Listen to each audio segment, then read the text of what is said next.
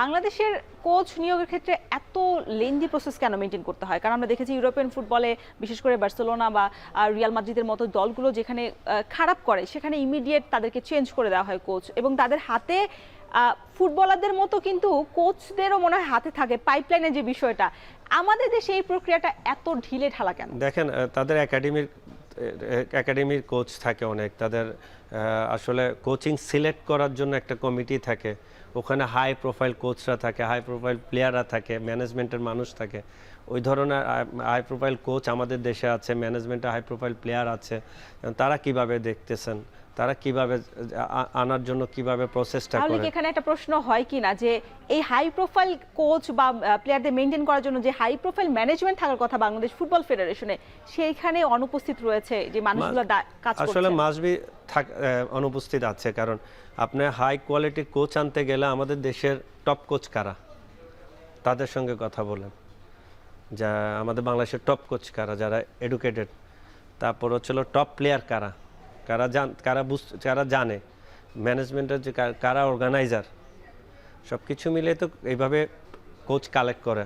আপনার প্রোফাইল দেখবে, কোচের জন্য আপনার বিজ্ঞপ্তি দেওয়া হবে, সব জায়গায় পাঠানো হবে ওয়ার্ল্ডের, যে বাংলাদেশ টিমে, ন্যাশনাল টিমে হেড কোচ দরকার। সব এই ধরনের খুঁজে আপনাকে সিলেক্ট করবে একটা কোচ, যে আমাদের দেশের উন্নতি করতে পারবে, ইমপ্রুভমেন্ট কিভাবে আসে। স্প্যানিশ লিগ আর আপনার ইংলিশ প্রিমিয়ার লিগ তো আমাদের দেশের থেকে অনেক, ওই জায়গায় তো আপনি যেতে পারবেন না, বাট আপনাকে আপনার দেশের সামর্থ্য অনুযায়ী আপনাকে রেডি করতে হবে। আপনার যেটা ব্রাজিলের কোচের নাম ভুলে গেছিলাম, ডিডো কিন্তু ভিয়েতনামের ফুটবল স্ট্রাকচারটাই চেঞ্জ করে দিয়েছে। আমাদের বাংলাদেশে বেশি দিন থাকতে পারেনি, সে আসছে, আমরা তিনটা ম্যাচ খেলছি, দুইটাতে জয়লাভ করে একটাতে হারছি মায়ানমারের সঙ্গে, সে চলে গেছে রাগ করে। এই ধরনের কোচ আনা দরকার, যে স্ট্রাকচারটাই চেঞ্জ করে দেবে। প্লেয়ার উঠে আসবে, বাইরে থেকে প্লেয়ার আনবে, বা যে এশিয়ান কাপ বাছাই পর্বে অন্য দেশগুলোকে পথ দেখিয়েছে, মূল পর্বে জায়গা করে নিয়েছে, এরকম একটা কোচ তো আমাদের মানে এখনই দরকার। যেগুলো Hamza, Sumit, not only coach, পুরো কোচিং স্টাফটা দরকার। আমাদের তো বেতনটাও আমরা ওইভাবে দিচ্ছি তাকে।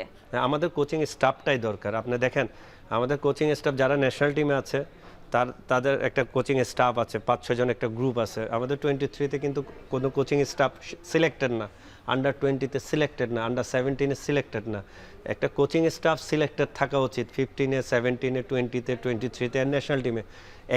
একই সিস্টেমে আপনি কাজ করবেন প্রত্যেকটা জায়গায়, একই ফিলোসফিতে আমরা ফুটবল খেলবো প্রত্যেকটা এজ ভিত্তিকে। ন্যাশনাল টিম যে ফিলোসফিতে কাজ করবে, এজ ভিত্তিকগুলো সে ফিলোসফিতে কাজ করবে। তাইলে 3টা বছর বলেন, 2টা বছর বলেন, 4টা বছর বলেন, যে কোচের আন্ডারে থাকবে, তার একই জিনিস কিন্তু আপনার শিখতেছে।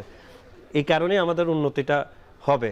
15-এ আপনি যে জিনিসটা শিখতেছেন না, ন্যাশনাল টিমে যে আপনি সেম জিনিস শিখতেছেন, তাহলে আপনার ওটা অ্যাডাপ্ট খুব তাড়াতাড়ি হবে। আমাদের আসলে স্ট্রাকচার বললাম না, আমাদের কোচিং স্টাফকে কোন ন্যাশনাল টিমে কোন আন্ডার 15-এ আপনার কোনো প্ল্যান নাই, স্ট্রাকচার কোনো কোচিং স্টাফই নাই।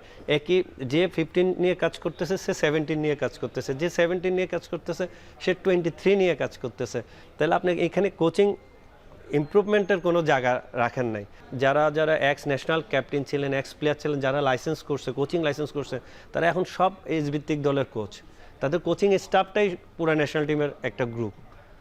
আপনাকে বিশ্বাস রাখতে হবে তাদের উপর। ইন্ডিয়া বিশ্বাস রাখতে না পারলে আপনারা রাখতে পারবেন না। কেন আমি চাই আমাদের ফুটবলটা চেঞ্জ হোক, আমাদের কাজের ক্ষেত্রে বাড়ুক।